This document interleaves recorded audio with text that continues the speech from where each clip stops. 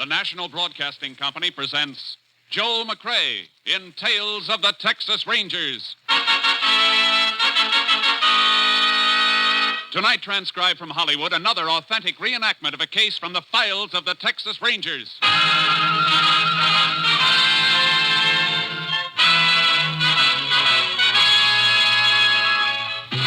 Tales of the Texas Rangers, starring Joel McCrea as Ranger Jace Pearson. Texas, more than 260,000 square miles, and 50 men who make up the most famous and oldest law enforcement body in North America.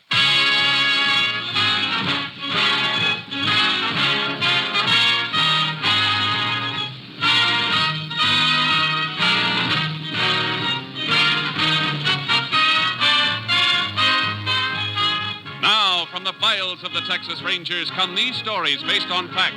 Only names, dates, and places are fictitious for obvious reasons. The events themselves are a matter of record.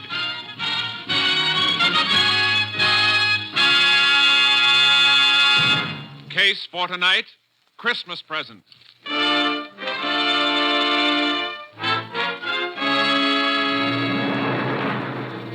It is 2 p.m., December 21st, 4 days before Christmas in the Depression year of 1931. On a city street corner in North Texas, a man dressed as Santa Claus suddenly leaves his post beside a large red pot labeled Help the Poor. Shivering with cold, he enters the newly opened building of the Panhandle Equity Bank and approaches the bank guard. Say, mister, you mind if I stay in here a few minutes, warm up a little? I sure don't. I've been watching you through the window. Don't know how you stood it as long as you did. Oh, this Santa Claus outfit's pretty warm at first, but then the cold sort of creeps in on you. How long they expect you to stand out in that? Oh, 8 to 2. 6 hours, that's all. Well, it's 2 o'clock right now. You can go home. Not till my relief man shows up, I can't. Can't leave till he gets here. Some money in the pot out there. Oh. Well, why don't you wait right in here till you see him? Well, I was hoping you'd say that, because I'm sure... Oh, there he is now. Just drove up in a car. Oh, he can't leave a car parked there in front of the bank. There's a time limit on parking. Well, I think he's just wondering why I'm not there. I better go out and... Oh, he sees me. He's coming in. Howdy. Howdy. Was wondering when you get here. God let me come in and warm up. I hope your Santa Claus suit is warmer than his. We'll be closed up by the time you need warming. I don't think I'll get very cold. I got a Colt 45 in my pocket, pointed right for your belly. Now, don't move. Don't move, he said. Keep your hand away from your gun. You guys are pulling the stick up. No kidding. You figured that all out by yourself, stupid? Let's make it a nice, quiet stick-up, huh? Just walk to the rear of the bank with us, take us through the door to the money in the vault. Now, go on. You'll never get away with this. You just trying to attract any attention. You'll never live to know whether we're doing or not. All right. Open that door. The girl by the desk has to open it. It's button control. Well, tell her you won't in. Miss Keene. Oh, I'm sorry, Mr. Lovett. Your Santa Claus friend's coming in with you? Yeah. We're so busy, I didn't even notice it. Something wrong, Mr. Lovett? You look kind of sick. You'd be more than sick if you let out one yell. They got guns in their pockets, Miss Keene. Watch your mouth, sister. Nobody else can see us now. Take his gun. I've got it. Now, sister, whether he lives or not is up to you, understand? What do you want me to do? Open the cases of those money trays. Get to it. All right. You got the sack. Tell her what to put in it and stuff it into your jacket when you're through. Right. And remember, sis, one yap and this jerk gets it. All right. Go on. Come on, now, stuff it in the sack. What are you going to do when you leave? Come on, faster. What do you mean? We'll give you a chance to get away. I mean, we won't yell or anything until you're gone. Honest. Oh, yeah, that's real nice of you. Maybe you ought to be wearing the Santa Claus suit instead of me. You think I'm going to fall for a... Hurry up, will you? One of the bank executives is heading back here. All right. I'm almost through. As soon as I get it in my... Hey, what are you doing back here, Lovett? Why aren't you out front? These Santa Claus fellas, Mr. Peabody, just wanted to... Well, what's the other one doing in the vault there? Miss Keene, what the... Oh! You can answer this question later, when and if he comes to. And congratulations on your self-control. You're liable to get medals for saving your own lives. All right, let's go. I got it. All right, let's leave these people the quiet. Wait. Oh!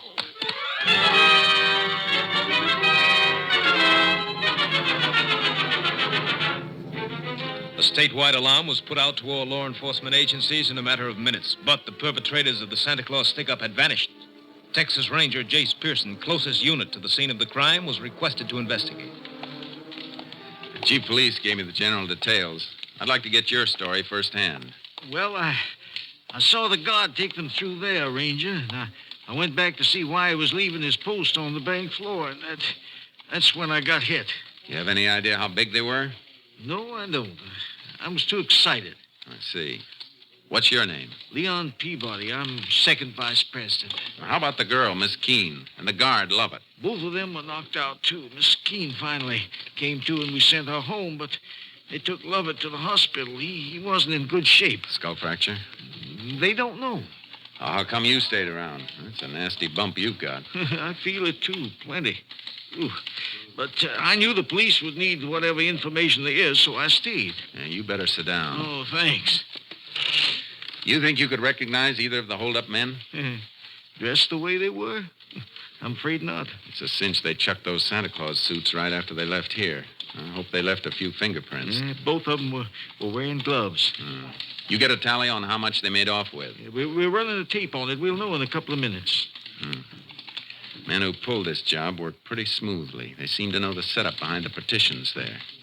Have any of your employees ever been in any trouble? Those men weren't employees of the bank. No. I know they weren't. But somebody inside could have supplied them with your new layout.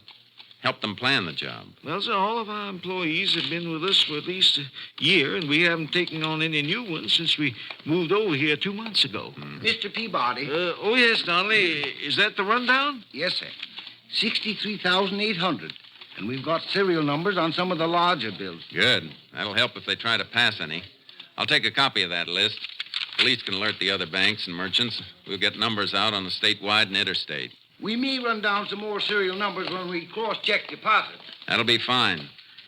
I think you ought to go home now, Mr. Peabody. We can reach you there if you're needed. Oh, thank you. I guess I shouldn't even think about myself, though. I'm a bachelor, but the God love it, he's got a wife and 3 children. Pretty rotten Christmas present for them if he doesn't pull through.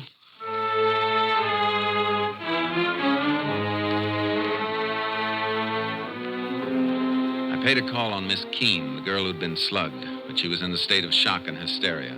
By nightfall, all possible angles had been checked, and we still didn't have a lead.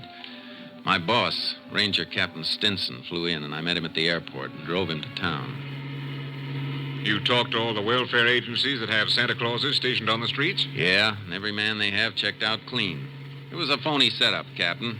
Even though one of the bandits spent the whole day right out in the corner outside the bank. Well, that was smart. Got the bank guard used to seeing him. Yeah.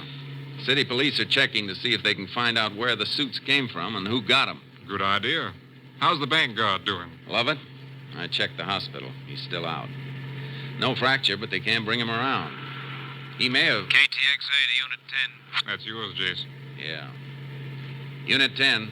Go ahead, KTXA. City police report stolen car found in alley off Crockett Street between Maple and Lolly. May be car used in Panhandle Equity Bank robbery. Police chief requests your assistance. 10-4. Proceeding there immediately. 10-4. Unit 10, clear. KTXA Austin. We better get there fast. This may be the break we need.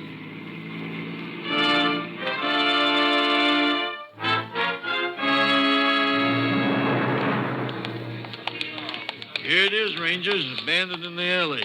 Prowl car spotted it and checked the license on the stolen car list. When was it reported stolen, Chief? Early this morning, but the owner says it might have been missing since yesterday. He's been away. You check on him? Yep, he's clear. That's where he said he was. What makes you fellas think this is the car? Found this on the floor, under the seat. Big red button. Off a Santa suit, all right. I'm going to climb in behind the wheel for a second. Ask one of the men in the prowl car to flash his light this way. Sure. Let's have a spotlight here, will you, boys? Okay, Chief. That do, Ranger? Yeah, that's fine. Hey, have any of your men moved this rear vision mirror, Chief? Nope. How about this front seat? You slide it back to get that button you found? No, just saw it under there and reached in and got it. What are you trying to figure, Jace? The last fellow who drove this car was pretty big, about an inch or inch and a half taller than I am. What makes you think so? Because the seat's all the way back where it would be for a tall driver. and I have to raise myself a bit to get a clear view through the rear vision mirror. Hey, that's good thinking, Jace. Yeah, but maybe he didn't touch anything. Maybe he left the car just like it was when he stole it. I'll give odds against that. A man who's getting away from a bank stick-up wants to know what's coming behind him.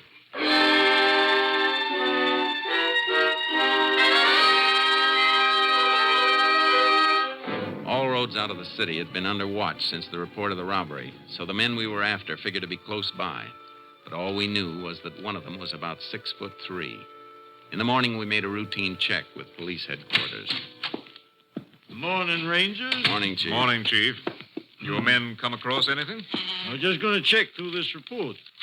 Tells us the location of just about every Santa Claus suit in town. All of them belong to organizations, use them for their Christmas parties. Was once in a while, they let some private individual borrow them for a kid party or something, as if they put up deposit money. You got a list of the places that have loaned suits out and who got them? That top paper. I was just starting to check it. You can look if you like. Thanks. Looks like we might be adding a murder charge to the armed robbery, Captain. The bank guard dead? Not yet, but it looks bad. They're operating for a blood clot on the brain. He's, Wait a minute. What is it, Jace? I think we've got a boy to talk to. Look at this list. 2 suits borrowed from 2 different organizations, but both borrowed by the same man, Anthony Ross, 124 Petagrosa Street. Say, that's worth looking into, Jace. Come on. Let's pick him up.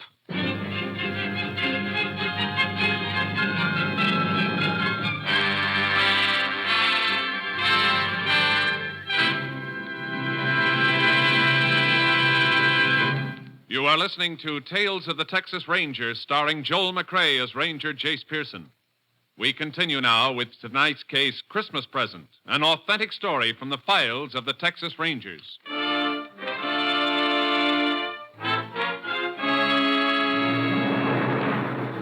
The home of Anthony Ross at 124 Petagrosa Street turned out to be a rundown shack on the outskirts of town. A small boy and girl, not dressed well enough against the cold, stopped playing with a mongrel dog as we drove up. They stared at us while we went up the rickety porch, the dog barking at our heels. It's all right, boy. It's all right. Take it easy. Good pup. There's a good... Yeah, what? Oh, Texas Rangers. You Anthony Ross? Yeah? We'd like to come in. Oh, sure. Annie, you and Jim take the dog in the back of the house and play there. Look at those suit boxes, Jace. Yeah, see him. What do you want to see me about? We can start with those boxes on the table. What's in them? I don't know. Just a couple of packages. That's all. They ain't mine. You better open them up, Jace. Yeah. No. Wait a minute. I tell you, they ain't mine. You got no right to. This search warrant says we have. Search warrant? Now, look. Those things ain't stolen. They were rented. Yeah. Couple of Santa suits, all right, Captain. And look, a button missing from the jacket of this one. I don't know what this is all about. Why are you coming Maybe we in can here? refresh your memory. The guard you slugged at the Panhandle Equity Bank isn't expected to live. What? Who was wearing the other suit, Ross? Who was your partner? What are you guys doing to me? I don't know what you're talking about. We're talking about the $63,000 stick-up you and somebody else pulled yesterday. And since you're about 5'10", I can tell you that your partner's about 6'3". Rangers, you're making a mistake. I don't even know anything about a holdup. The button missing from this suit was found in your getaway car, the one your partner drove. It wasn't me. I tell you, I didn't even know what kind of costumes were in them boxes. They ain't mine. Then where'd you get them? I picked them up at a couple of places yesterday morning. You say you picked them up, and you're trying to tell us you don't know what's in the boxes.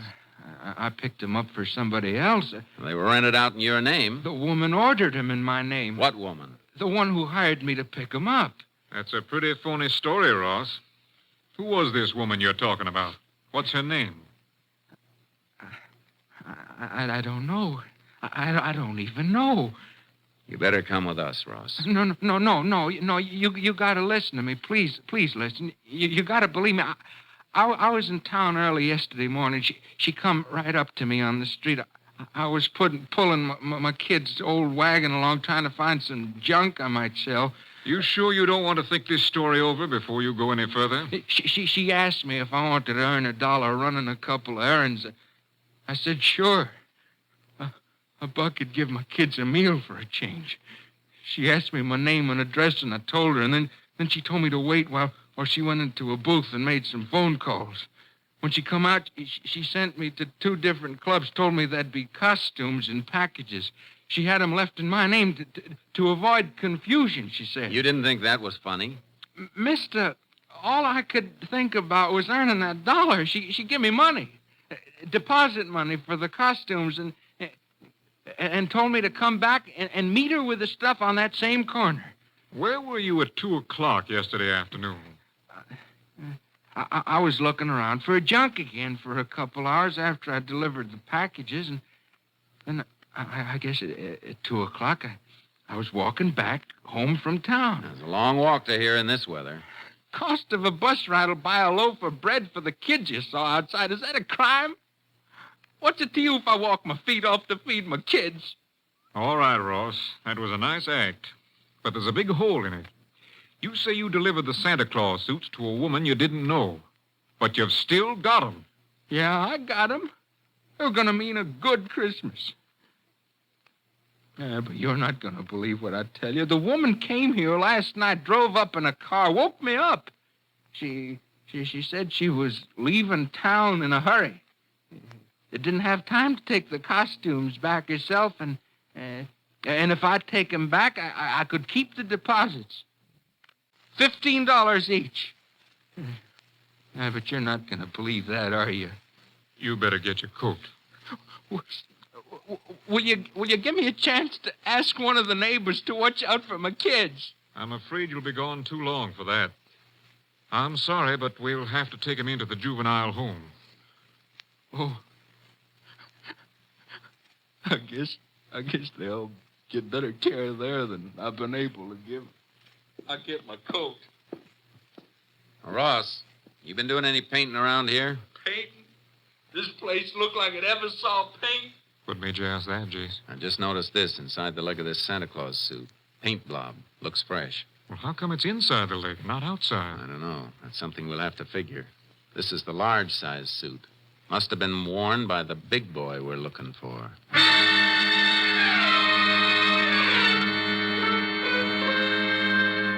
The captain and I did a job we hated, dropping the Ross kids off at the juvenile home. Sometimes it's the only thing to do. They cried for their father. Always makes something inside you cry a little with them. We took Ross to the jail and locked him up. Well, that seems to be it, Rangers. By the time he comes up for trial, he should be ready to name his accomplice. That is, if we don't find him before then. I'd go along with that, Chief, if we'd found any money on him or in the house, even a few dollars. Kids got under your skin, huh, Jace? They got under yours, too, Captain. You know it. Yeah, but we got to remember, that bank guard has kids, too. You got any late reports on him from the hospital? Man stationed there says the operation is over. Don't know how it's going to come out yet, though. You might as well go over there and check with the doctors, Jace. I got to get back to company headquarters. Do me a favor, then. You're heading toward Austin. Take the Santa outfits with you and have them sent on to the lab. Get an analysis of that paint in the trousers. Maybe some traces in the boots, too. Well, how come the boots? They're made to go on over regular shoes. I figured that paint stain on the inside of the pants came from a blob of paint on the shoe of the man who put them on. I see. All right, Jace, you want to know the content of the paint and see if lab can run down the source, is that it? Yeah. You working up to some kind of a lead? Maybe. A few things I'm trying to fit together. Maybe they won't fit. If they do, though, you'll hear from me.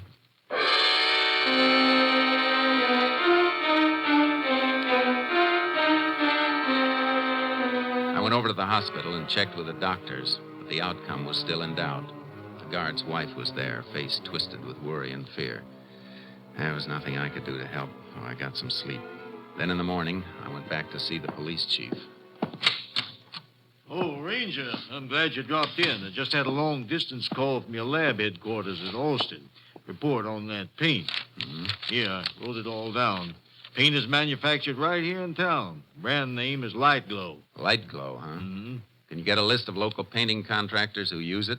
Well, I reckon just about all of them do. It's good paint, and this wouldn't hardly be Texas if we didn't deal with a local outfit, would it? No, it wouldn't.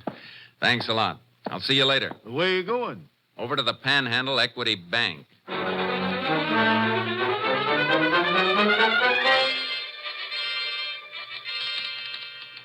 Mr. Peabody, do you know who painted this bank before you opened?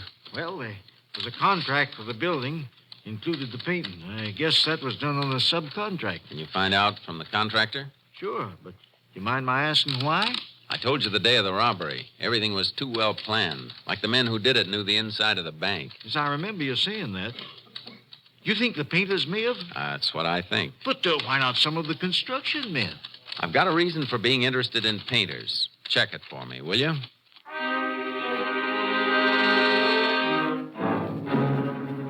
He checked.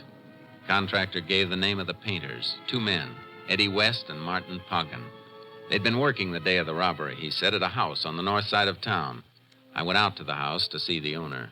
Why, yes, Ranger. They worked here all day that day. I remember we heard the report of the robbery on the radio. They were both here all day? Yes. Didn't even go out to eat? Had their lunches with them. Kind of smelly when the house gets painted. Most women usually get out of the way. I wanted to watch them, so I was here every minute to see they didn't get sloppy. I like things neat. I see. Well, thanks, ma'am. I'm sorry I bothered you. Why are you asking about them, Ranger? Nothing important. Not as long as you say they were here. Goodbye, ma'am. Merry Christmas to you. Yeah, the same to you, Ranger. Merry Christmas. She was the alibi for Eddie West and Martin Poggin. But she was too nervous about answering a few simple questions. Nervous enough to make me wonder. I went back to the jail, got Anthony Ross out in my custody, and drove him to the north side of town. All right, get out, Ross. We're going in here for a minute. Why? What are you trying to frame now? I just want you to meet somebody.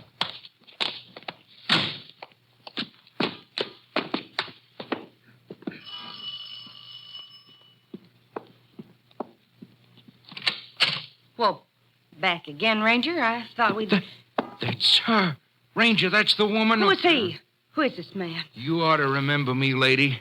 My kids are in juvenile home on account of you, and I've been in jail. I never saw you before in my whole life. Tell him the truth. Tell him before I... Hold it, Ross. Take him away from here. Go away, both of you. Ranger, I got those costumes for her. For her! You're a liar, a liar! That word fits somebody all right. Can I come in and have a look around, ma'am? What for? What do you want? I want to check over the painting job to see if it's just new painting or if there's some new plaster under it someplace. You can't come in. You have no right. The boys you're alibying for must have come back here after they cracked the bank. Because you must have picked them up in your car after they ditched the one they're using. I don't know what you're talking about. Wouldn't carry the money on them. Did they cover it up here, safe under fresh plaster and paint until it cools No. off? No. I can call for a search warrant and wait till a crew comes and tears this place apart. It'll go better for you if you don't try to cover it. The money isn't here. Well, come on. Where is it? It's here, all right.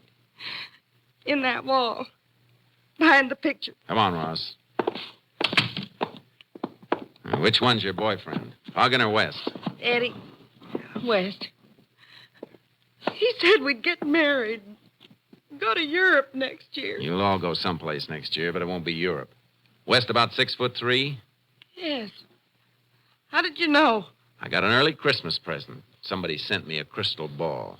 As soon as I call the police and dig out that bank money, you're coming with us. Ranger, I'm clear now, ain't I? Looks that way, Ross, but you'll have to go back to jail for a while and be checked out by the local police. That won't take any longer than it'll take me to pick up Eddie West and Martin Poggin.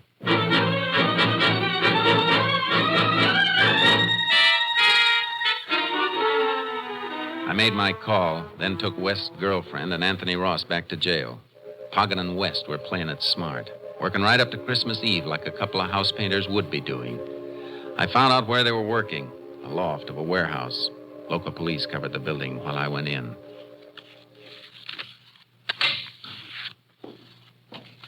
Eddie, who's that? Who came in? Probably the watchman. Watch out for those paint cans. Don't worry. I see him. That ain't the watchman's boys, Eddie. Come out of the shadows where we can see you. I'm coming. But seeing me isn't going to make you happy. Eddie, it's the Texas Ranger. Shut up, Poggin. I got my gun. Howdy, Ranger. Something you want? Yeah. I want the 2 men who robbed the Panhandle Equity Bank. Shut up. What would we know about that, Ranger? Come down off that scaffold and I'll tell you. Okay. Marty, lower away.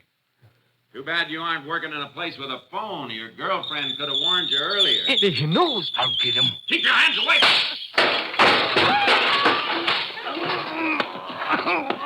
I'm hurt. I'm bleeding. I just nicked you when you tried to dig for that gun in your pocket. You're not hurt. We didn't do nothing, Ranger. Somebody should have told you that the real Santa Claus gives. He doesn't take. Get up and try this present I've got for you. A pair of handcuffs.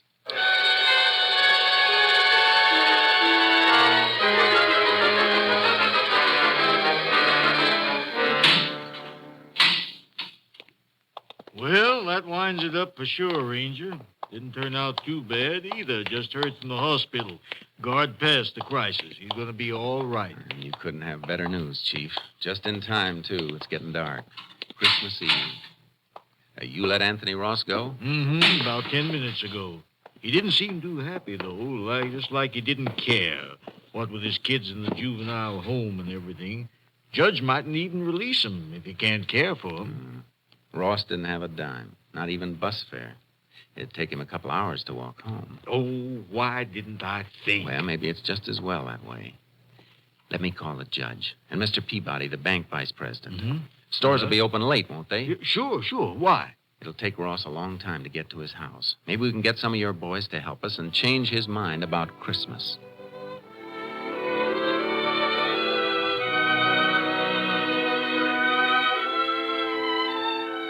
There's Ross. You hear him coming up the walk now? Mm-hmm. Coming slow. His tail is dragging. Yeah. Not that I blame him. Are the kids asleep? Yeah. All bundled up in them new blankets. Shh.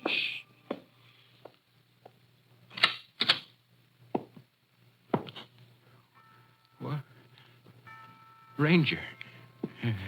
And the chief. The lights. Lights. They're on. The power company turned them off. Yeah. They sent a man out to turn them on again. What? What's all this stuff? Ornaments. Christmas tree. All those toys and things. Tomorrow's Christmas, Ross. For you and your kids. They're in the bedroom asleep. My kids. You brought my kids back to me. Yes, and there's plenty of grub in the kitchen. And you've got a job. Starting next week at the Panhandle Equity Bank. Just go in and see Mr. Peabody after the holiday. Meanwhile, he sent you a little cash in this envelope. Sort of a Christmas bonus, just like the rest of the employees get. Well, we have to be going. Merry Christmas. Yep. Merry Christmas, Ross.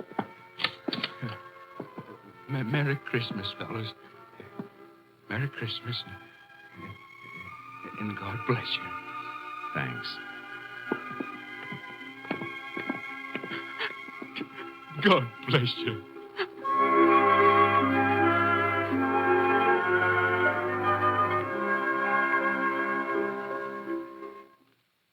On behalf of all of us on Tales of the Texas Rangers, this is Joel McCrae wishing you a very Merry Christmas. Next week, Joel McCrae in another authentic reenactment of a case from the files of the Texas Rangers.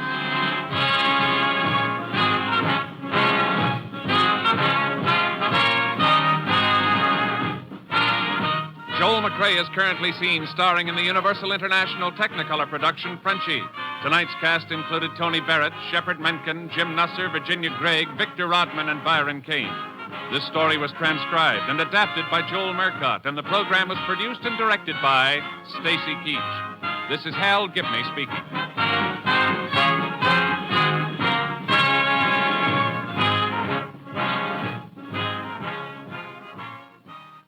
Three chimes mean good times on NBC. Monday means music on NBC, and for your Christmas night listening pleasure tomorrow, the voice of Firestone presents soprano Eleanor Steber in a thrilling selection of Christmas melodies. Next, Jack Parr calls a Marine veteran in Japan on NBC.